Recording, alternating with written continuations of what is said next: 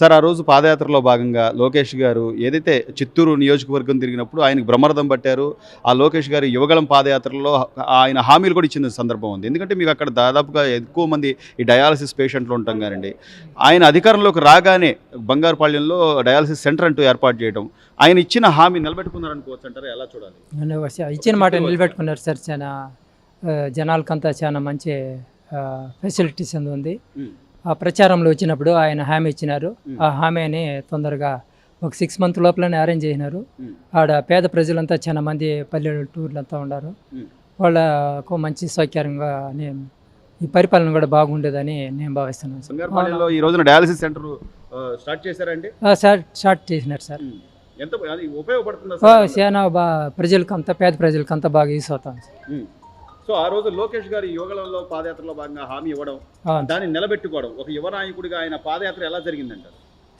చాలా అద్భుతంగా జరిగింది సార్. జనాలు కూడా బాగా స్పందించినారు. ఉమ్, ఆయన పరిపాలన వచ్చే హామీని బాగా నెరవేర్చినారు సార్. సో ఇలా ఎంతో మంది సార్ డయాలసిస్ అనేపాటికి కొద్ది ఖర్చుతో కూడుకున్నది, వాళ్ళు అందరూ భరించేది కాదు. దాన్ని ఆయన హామీ ఇచ్చినట్టుగా ఈ రోజున ఒక డయాలసిస్ సెంటర్ ఏర్పాటు చేయడం వల్ల ఎంతమంది ఇలాంటి చిన్న చిన్న వాళ్ళకి చిన్న ఎంతమందికి చిన్న ఉపయోగపడుతుంది? పేద ప్రజలకంతా చాలా ఉమ్, యూస్ అవుతుంది సార్. ఉమ్, పేద ప్రజలు డయాలసిస్ సెంటర్లో చాలా నియోజకవర్గంలో చాలా హ్యాపీగా ఫీల్ అవుతున్నారు సార్.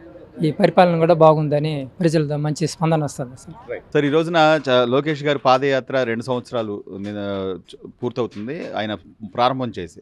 సో ఆ రోజు పాదయాత్రలో రాష్ట్ర వ్యాప్తంగా చేనేత కార్మికుల అనేక రకాల సమస్యలకు సంబంధించి ఆయన సానుకూలంగా స్పందించడం కానివ్వండి, లేకపోతే వాటిని ఈ రోజున అధికారంలోకి వచ్చిన తర్వాత ఇంప్లిమెంటేషన్ దిశగా అడుగులు వేయడం కానివ్వండి, ఎలా చూడాలంటారు? అంటే ఈ జిఎస్టీ అనేది చాలా పెద్ద సమస్య మీకు ఈ చేనేత రంగానికి. ఇప్పుడు చేనేత కార్మికులకి ఇక్కడ దగ్గర దాదాపు 5,000 మొగ్గాలు ఉన్నాయి. ఇవాళ రోజున ఆమ్, పిల్లలు ఓన్లీ పెద్దవాళ్ళ వరకే పరిమితం అయిపోయింది.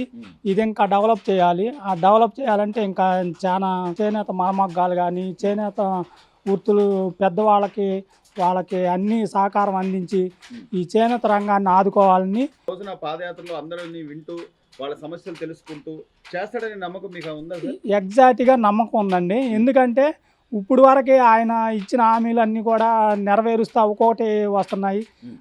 ఏ ప్రభుత్వం రాగానే ఒక 3 నెలల్లో చేయలేని పని అండి. అవును. ఇది కంటిన్యూగా ప్రాసెస్లో ఒక 1 year పట్టవచ్చు, 2 years పట్టవచ్చు అండి. ఆయన అన్న ప్రకారం మెగా డిఎస్సి కానీ వికలాంగులకి వృద్ధులకి పెన్షన్లు కానీ అవన్నీ వస్తున్నాయి. అలాగే రేపు ఉచిత బస్సు ప్రయాణం కూడా ఆయన రేపు ఉగాది నుంచి మరి అమలు చేస్తా అంటున్నారు. అట్లాగే సార్ ఈ రోజున చేనేత రంగాల్లో ఉన్న అనేక మందికి, అంటే మీరు చెప్తున్నట్టుగా మీ తరం వాళ్ళు పెద్దవాళ్ళందరూ కూడా ఇదే రంగంలో ఉన్నారు. వాళ్ళకు కొన్ని అనారోగ్య సమస్యల వల్ల కానీ ఏదైనా కానీ ఇప్పుడు వాళ్ళకంటూ ఒక బీమా అనేది కల్పిస్తే ఒక భరోసా ఇచ్చినట్టు అవుతుంది కదండి. ఆ దిశగా లోకేష్ గారు అడుగులు వేయడం ఎలా చూడాలండి? అంటే చేస్తారండి.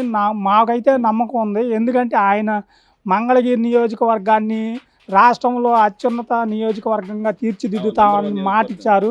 అలాగే ఇక్కడ ప్రతి చేనేత కార్మికుడి దగ్గరికి కూడా ఆయన పర్యటించి మంగళగిరిలో ఆయన ఓడిపోయిన కాడి నుంచి ఇక్కడే ఉండి పర్యటించి ప్రతి వాళ్ళని కలుస్తున్నారు, వాళ్ళ సమస్యలు తెలుసుకున్నారు. అట్లాగే చేనేత కుటుంబానికి ఆర్థిక సహాయాలు కానీ ఏమైనా లేని వాళ్ళకి ఇప్పుడు ప్రతి కుటుంబం ఎక్కడా లేనిది ఇక్కడ ఎవరైనా మరణించినప్పుడు వెళ్ళి ఇమ్మీడియట్గా మట్టి ఖర్చు నిమిత్తం 10,000 రూపాయలు ప్రతి వాళ్ళకి ఇస్తున్నారు. మంగళగిరి సీతారామ కోయిల పూజారి గారిగా ఉన్నారు. గత ప్రభుత్వ హయాంలో కూడా ఏ రోజు ఈ దోపదీప నైవేద్యాలకు సంబంధించి ఎలాంటి రూపాయి మీకు తెలియదు. సో తెలుగుదేశం పార్టీ ఉన్నప్పుడు 2014 నుంచి 19 వరకు 5,000 రూపాయలు ఉండేది. తర్వాత లోకేష్ గారు యువగళం పాదయాత్ర దాన్ని 10,000 చేస్తామని చెప్పి ఆయన హామీ ఇవ్వడం కానీ ఇప్పుడు అది మీకు ఎలా ఉపయోగపడుతుంది అంటారు? ఆయన ఆ నిర్ణయాన్ని నాకు కుటుంబానికి చాలా సంతోషంగా ఉందండి. చేస్తే మీకు ఉపయోగం చాలా సంతోషం అండి, చాలా సంతోషం. చేస్తారని నమ్ముతున్నారా? లోకేష్ గారు అంటే ఆయన మాటిస్తే ఇది చెల్లుబాటు అయిద్దండి. లోకేష్ గారు ఇచ్చారే మాట అన్నారని నిలబెట్టుకుంటారు. సో లోకేష్ గారి పట్ల మీ అభిప్రాయం ఏంటి సార్? చాలా మంచి వ్యక్తి అండి, చాలా మంచి వ్యక్తి.